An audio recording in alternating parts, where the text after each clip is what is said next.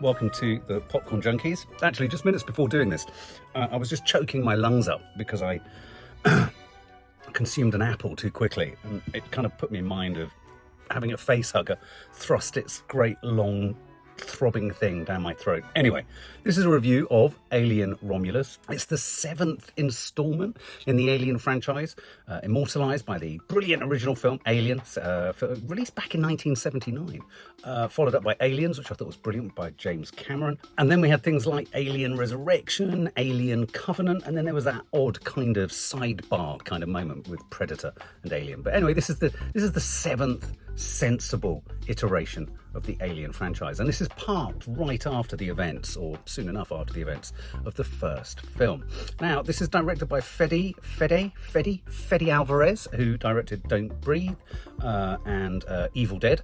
So he's got horror chops. The big thing about Alien, the first film, the whole idea was, really it was a horror film set in space. It was like a haunted house in space, wasn't it? The spaceship, the monster, the sort of the claustrophobia and all that kind of stuff. You know, the restrictions of being in space or stranded in space lent themselves really well to kind of playing with all the technicalities of cinema in petrifying the audience. But of course, at the centre of all of it, there's also the wonderful design of the alien itself, which Dan O'Bannon designed. And, you know, again, watching this film, I was just marvelling at, God, wow, brilliant design. I mean, the shape of the head and the teeth and the face huggers. You know, it's rich pickings. Produced by Ridley Scott. He had some involvement, as most execs do, in the edit stage. He said, make it shorter, make it tighter. That's as much as we know. And Fede Álvarez has kind of been allowed to kind of run with this toy set. Now, it stars, most significantly, it stars Cailee Spaeny, or Cailee Spaeny. She was in Civil War.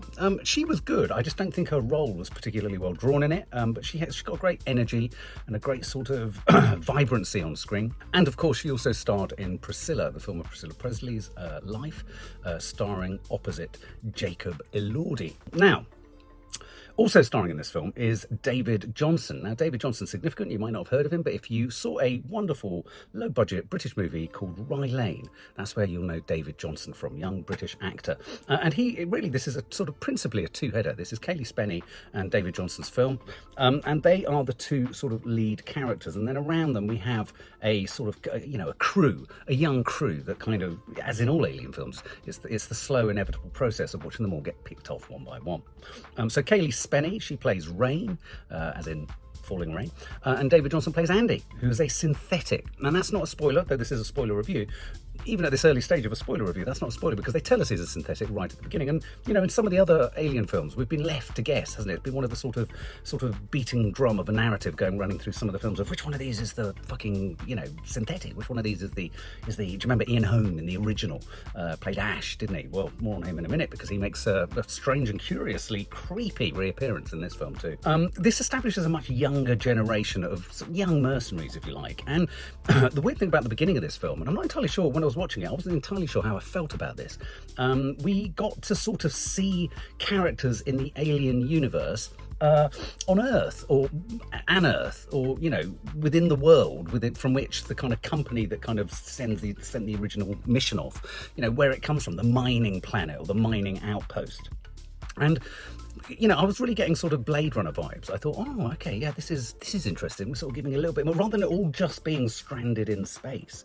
We got some real kind of grounded stuff as well. And we had a neat sort of economic kind of scene in which Cailee Spaeny's character, you realise she's essentially, they're all prisoners, they're all having to work for the corporation, they can't get freedom unless they've worked for another 4 years and all this kind of stuff. But, for any kind of cinephile or movie buff who likes Blade Runner and all that kind of battered, realistic kind of sets and props and, authentic kind of sci-fi kind of stuff, I was getting very much Blade Runner vibes at the front here. And this establishes the relationship between Cailee Spaeny and David Jonsson. And they're kind of, to give you a grab on it, it's a sort of sibling relationship, like Romulus and Remus, the myth of the two twins that were born, and out of Romulus came Rome and all this kind of stuff. But as I understand it, I think Romulus and Remus were born of a human mother and a god. And so Cailee Spaeny and Andy, played by David Jonsson, head off to meet a sort of ex-boyfriend of hers, a group, motley group. They all want to get off the planet. They're like, fuck this shit. They're kind of, they're kind of deadbeats, but they're kind of rule breakers. They're kind of, misfits, but they're kind of cool. They're sort of a bit suicide-y, they smoke spliff, they've got tattoos, they've got shaved heads. They're all kind of cool. They're all kind of young. They all kind of they just want to get away. They don't want to be trapped in this kind of system, a little bit like this system that we're all in. And the mission starts. So essentially we have a ragtag crew of cool kids, tattooed, shaved. We discover one of them is pregnant. They're thrill seekers. They're kind of surfers with attitude. And they've decided they need to intercept an abandoned ship in space because they want to get the cryostasis or the cryopods, which means they can then fly off even further and escape this tawdry existence on this planet called Earth. Sorry, it's not called Earth, but could be, couldn't it? They want to escape for the good life, really. That's all they want. They don't want anything big. They just want to get out of this rat race. So they decide to go and intercept this getting a signal. Beep, beep. But of course, where's the signal coming from? It's coming from the original spaceship from the first Alien, which means there's fucking hell on earth on that ship. Death is guaranteed. Death, drama, and boy, when you're watching this film, I have to confess, at first, I wasn't convinced about many aspects of this in the first 10, 15 minutes. I wasn't entirely convinced by the land stuff, the mining stuff. It felt a bit, I don't know, it felt a bit, it's terrible to use this as a phrase of kind of admonishment. It felt like a sort of Disney plus Star Wars setup. And then David Jonsson, who I loved in Rye Lane, I was thinking, you're kind of annoying me. He's not only playing a synthetic, he's playing a kind of damaged or malfunctioning synthetic. And so I thought, I don't know if I can get on board with his level of, not stupidity, but kind of, he's a bit sort of weird and not quite engaged with anything. And I thought, I don't know if I can stand a 2-hour film with a kind of really obviously quite challenged synthetic, or I think, what did he prefer to call himself? He's not a synthetic, he's an artificial person. I like to be called an artificial, but I thought there were some neat kind of gags in there about, not gender identity, but identity. What I was reminded of quite quickly was the fact that these films, like Blade Runner, engage with that whole idea of what if, like the replicants in Blade Runner, they want to live beyond their programmed life. They want to live beyond the 2 or 3 years that they were designed to kind of exist and do things or serve humans. And I think that's a really rich kind of vein and narrative. I think it's become incredibly potent now, much more potent now, even though we haven't got robots walking around or humanoids. But the idea of, AI and the extent to which it can kind of develop personalities and feelings and relationships. And I think one of the most interesting things of this film, interestingly, given that I wasn't convinced by David Jonsson at first, was the slow evolution of David Jonsson's character and how I really grew to like his relationship with the Cailee Spaeny character. That, for me, became the really interesting subtext beneath really what becomes quite you get what you pay for, you get what's on the tin. This is an Alien movie. This is part of the Alien franchise. So you're going to get a shitload of fucking scares, loads of jump scares. You're going to watch crew members get chased, get hunted, get skewered, get acid-faced, all that stuff you're going to get. And you get that in bucket loads in this.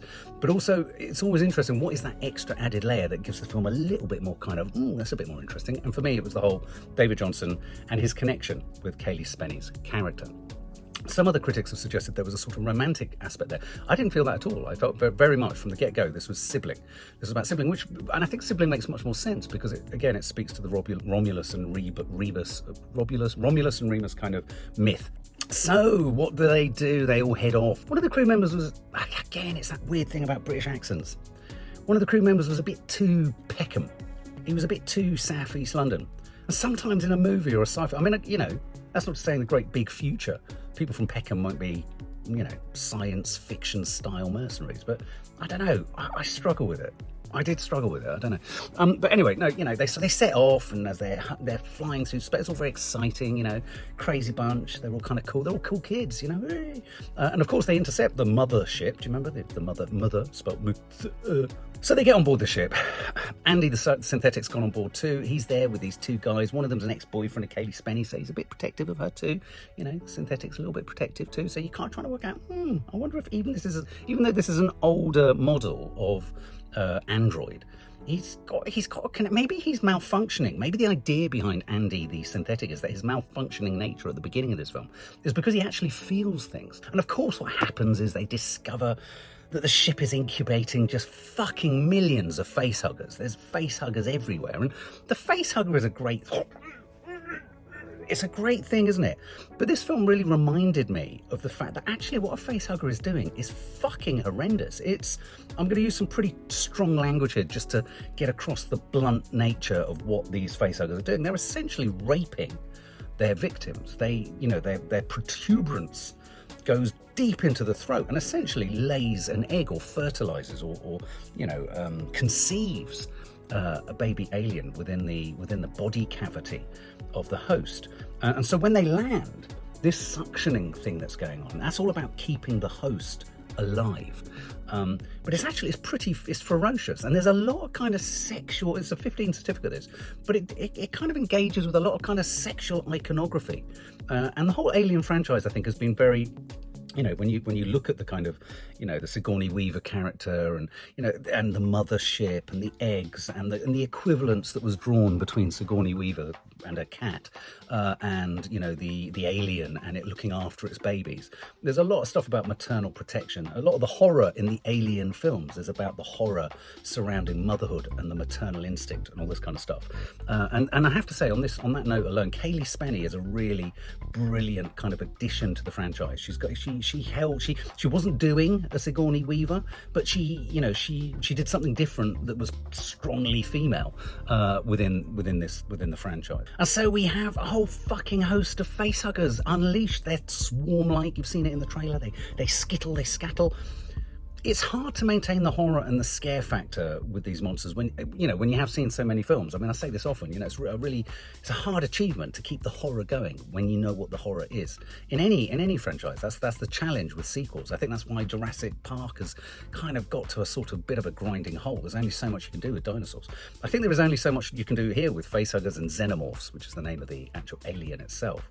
And I do think this film, if I had a criticism, it is beginning to it's just banging against the edges of how much we can be surprised or even entertained by what these creatures can do. What gave the facehuggers a kind of extra piquancy or kind of threat was their scurrying swarm-like nature.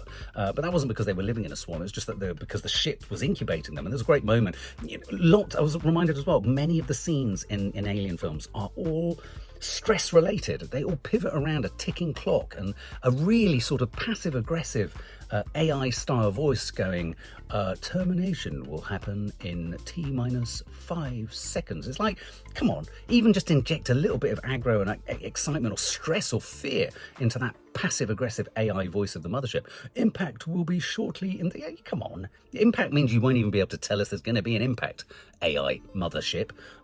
So, ticking clock stuff, always there. Limited times. You've got to get out in this amount of time. First scene that we had with the facehuggers was a great scene. They added a bit of water there too, so we had a sort of watery scene. A couple of the guys were trapped behind the door. I was getting sort of the trash compactor memories from Star Wars. Do you remember when they're trying to keep the thing and then that weird monster comes out of the water? That's clever. How do you introduce a sense of the unknowability and unknown of what's underneath water in space? We've also had Ian... This is the weirdest. Ash, the synthetic, the android from the first ever horror Alien film. Half his body's still there, and when they were fumbling around with the body, and I was thinking, that's going to have to be the half-body remains of Ian Holm, the actor. I was thinking, they're only going to be able to use him as a kind of, as a sort of dummy and flop his body around. But no, they flop his body around, plug him in, and there's fucking Ian Holm's face. Now, I can't say that the digital recreation of Ian Holm, I think he has passed away, hasn't he? I don't think the digital recreation of Ian Holm was particularly successful. And if I'm honest, it was one of the misfires for me. That said, once I've got used to his odd face talking on this half body and kind of starting to control things again in that malevolent way that he did in the first film, it got better. He was more believable the longer we sort of spent with him, but he was creepy in an entirely odd kind of, oh God, that's Ian Holm. He's not alive. What's going on? This is really bizarre. And he's still up to no good. He still wants the mission, the original mission of the original film that's the mission and we need to finish it. And then there's a moment where because they're all trapped in the ship and they can't get out, where they have to change David Jonsson's kind of chip so that he's got the chip of Rook. Is it Rook? Of Ash. the Ian Holm character. And of course, this turns David Jonsson, Andy, into a more malevolent and brutal and sinister kind of android, synthetic. He's kind of suddenly, he's not the gloopy, stupid, slightly sort of slow and simple Andy. He's suddenly, he's got an agenda, he's got to finish the mission. He's become Ian Holm. And David Jonsson, the actor, full credit to him. He plays within the limitations of playing a synthetic, which in and of itself, look at Michael Fassbender and some of the sequels that came up. Now, it's hard. You've got to sort of be quite impassive and quite sort of emotionless, and at the same time be able to radiate a sinister unknowability and ambiguity and all this kind of stuff. And I have to say, David Jonsson does it really, really well. And so the film just kind of, not surprisingly, this film just jumps into a whole sequence of ever kind of developing, sometimes innovative, sometimes quite sort of predictable sequences. A rift develops between Andy and Cailee Spaeny's character, which again is that really interesting side to it. Cailee Spaeny played it really well. Lots of moments where she's looking at him like, but you're Andy and you can't be like this. We have a sibling kind of connection. And many moments where you look at David Jonsson, who's playing Andy, and you're thinking, are you doing this because you're evil? Are you doing this because you're now effectively Ian Holm? You've got his chip in your neck. Or are you actually doing this because he's actually not being particularly nice to the rest of the crew, because actually you're protecting Cailee Spaeny and you don't like any of the other men, especially your ex-boyfriend? So all of that, I found that really rich. I felt they could have even amplified that a bit more. I could have done with even more of all of that. And it just raises all those questions again, as I said earlier, about the sentient nature of AI and robots and the point at which they form connections with humans. That's really, really interesting. And so let's just give a shout out to some of the most amazing moments, amazing scenes. As I said earlier, there's some pretty shocking sexual moments. Now, there's one moment where the spliff-smoking idiot from Peckham, who, oh, God almighty, I mean, this film engaged in that kind of classic trope of if you smoke a spliff at the beginning of the film, you know for a fact you're going to get killed at some point in this movie. So this guy, he loses his shit and starts prodding essentially the vaginal opening to the alien's nest or her womb, or the where the eggs, or whatever it is. Anyway, it looks like a womb and a vagina, and he's got his cattle prod type thing, and he's doing this, and he's going mad at it. And you're thinking, watching this, you're thinking, this is a bit much, and you're thinking he's going to get some comeuppance. And what actually comes out is a sting-like clitoris. I kid you not, which I think prods into his eye, so gouges an eye out. And then we watch, and this is where I was quite surprised it stayed a 15 certificate. We watched what essentially was a sort of vaginal vulva-like opening, though it's not that open, with a clitoral sort of sting that's come out, and then it decides to drip its kind of alien juice. And I don't think it's from pleasure. And the alien juice that is dripping onto this guy is acid, of course, because everything that comes out of the alien is acid, and it burns through things. I forgot that detail too. You can't just shoot the fucking thing, because if you shoot it, the acid will fall out of it, it will burn holes through the ship, it'll open you out into space, you'll get sucked out and you'll die. So that's clever. You're compromised even in the way that you can try and kill this bloody beast.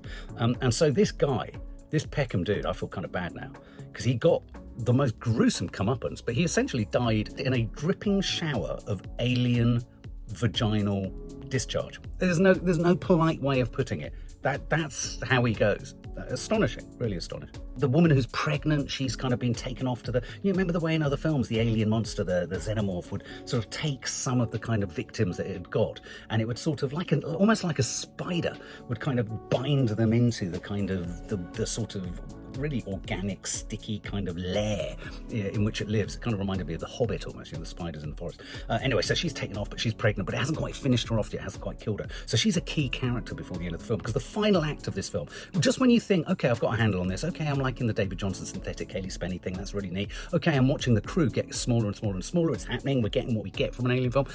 Hold your horses, because the final act of this film, I don't want to say I didn't see it coming. I've always thought it should come, but I didn't think it would. And it did, and I'm not entirely sure if it worked, but at the same time, it was so arresting.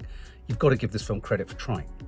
But before we get there was one other scene where, again, they were shooting at the aliens, blah, blah, blah, and she very cleverly, Cailee Spaeny's character, says, turn off the gravity so that everything lifts, so that the blood doesn't pour through the ship and burn the hole and kill them all. And so she shoots them all, and then they start shooting, and of course the blood is floating in, where there's no gravity. What do you call it when you turn off gravity? Ungravitational? But, it's floating around like liquid, like you always see with space, space explorers.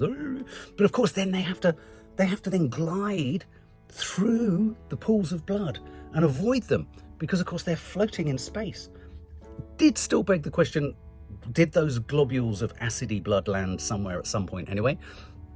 I gave them a pass on that. You've got to sometimes think, okay, that was a great scene. It was a really nifty scene. You could see that scene actually being developed into a computer game, but it was very nifty, very nifty. And so as we move towards the end, we have a moment where Andy, the android, or the synthetic, he literally, a tear trickles down his face. And so David Jonsson's Andy really does speak to the possibility of emotions, and that whole Rutger Hauer kind of monologue at the end of Blade Runner when he talks about, you know, his own imaginings of what life could be, and, you know, the fact that they feel connections and emotions, and they have dreams, they have desires.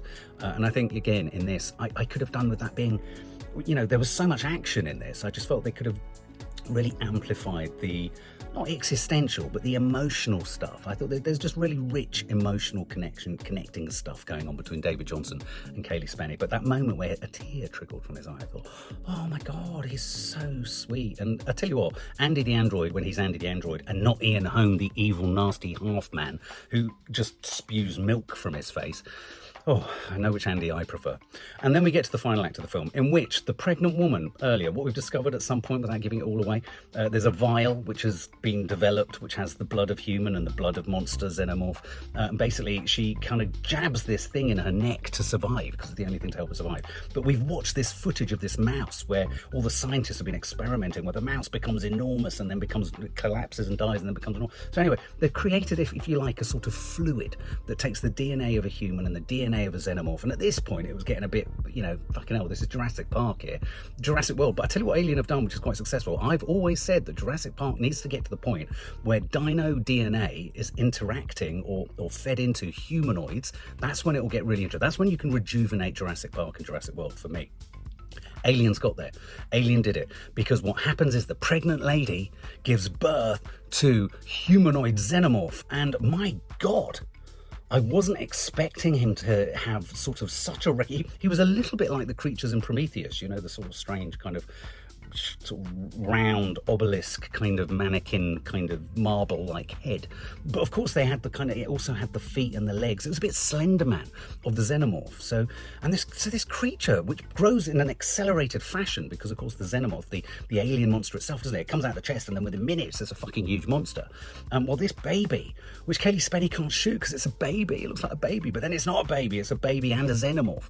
And it's been born of this woman, and again this sort of chimes with the Romulus and Remus. Oh my God, born of mother, human mother and God, but in this instance born of human mother and, God forbid, whatever that fucking thing is, the xenomorph. And so this creature, this weird, lanky, long, not quite right in terms of its design, but also all the more creepy for not being quite right. Do you know what I mean? You know when something's done really badly, it's like when you go to a Madame Tussauds or one of those waxworks and the likenesses are so bad, but if you were in the room with them on your own, they'd be even more creepy because they're so bad. Well, this was kind of, it wasn't so bad, but it just wasn't right. But in its wasn't rightness, it was deeply unsettling and creepy. And so, and get this, we have a scene where this humanoid xenomorph creature, lanky Slenderman thing, goes over to the woman who's given birth to her and feeds off her breasts. I kid you not. And of course, the milk that she's lactating is acidy, and she's died. So essentially, she dies. She's fed off. Go back to the Romulus and Remus. Don't they feed off a cow or something? Doesn't the original Romulus and Remus myth, aren't they fed or sustained by a pig or something? No, the image of a she-wolf suckling the twins. So yes, suckling is a part of the kind of myth. But anyway, this monster is suckling off her, and you have that moment. It's like, oh my God, this is a bit like... This film ends a little bit like Barbarian. You remember that horror film? It has sort of similar elements to it. And, you know, and then it all just fucking goes nuts, and we've got Cailee Spaeny and we've got David Jonsson and Andy the synthetic. And it's just like, I came out of the cinema thinking, did I just see what I just fucking saw there? Things are left for us to be able to follow up on this, but I think they might have somehow ruined the one thing, or the one area, or the one place that the Alien franchise could go to next, which is the humanoid and the xenomorph. Bring them together. But they did it at the end of this film, and then they kind of resolved it slightly. But I think this could still be where this franchise goes. There's a lot in this film to like. I was so stressed. I was on the edge of my seat. I came into the house at the end of the day and had a really upsetting day. And when I came in, everyone said, that was the greatest thing I could have done tonight. It was like a proper joyride. No, it was like a fun fair ride. It was like a roller coaster. But again, what gave it a little richness and a depth was this added detail of the Cailee Spaeny, Andy, the android aspect. And I think full credit here, this is David Jonsson and Cailee Spaeny's film, and they're sensational actually at the centre of this. For all of those kind of teething problems I felt at the beginning, there's lots of teeth in this, teething problems at the front of the film, they really resolved it, and I was really bought into their relationship. I really, really liked that sibling kind of push and pull of, is he feeling emotions? What is his connection? And what is she wanting from him? And so, all in all, I found this incredibly entertaining. Is it the best Alien film? I don't know. Could we all watch them all back to back and say which one's the best? I liked Aliens. I really liked Aliens. Alien, the first film, I'm sure if you go back and watch it now, it feels a bit dated. I thought this was excellent. I really enjoyed it. I would recommend anyone go and see it. You'll have a great time, but it's incredibly shocking. And the final act of this film is it's mind-blowingly bizarre, some of the things that you're seeing happening. So what would I score this? I would give this a good old 90 out of 100. I really enjoyed it. And I think people who are wanting to keep market really low and sort of say, oh, it's just, it's rinsing the same. You're not recognising the fact that the actors in there are really good. We're trying to move the kind of franchise on. You want to deliver what this franchise always delivers, and it does. You want there to be some existential aspect, which you always get with the synthetic, and I think the two actors, again, as I've said, achieve that perfectly. And there is just oh my God, have they actually done that? Happens at the end of this film, which full credit to Fede Álvarez. Thank you for doing that.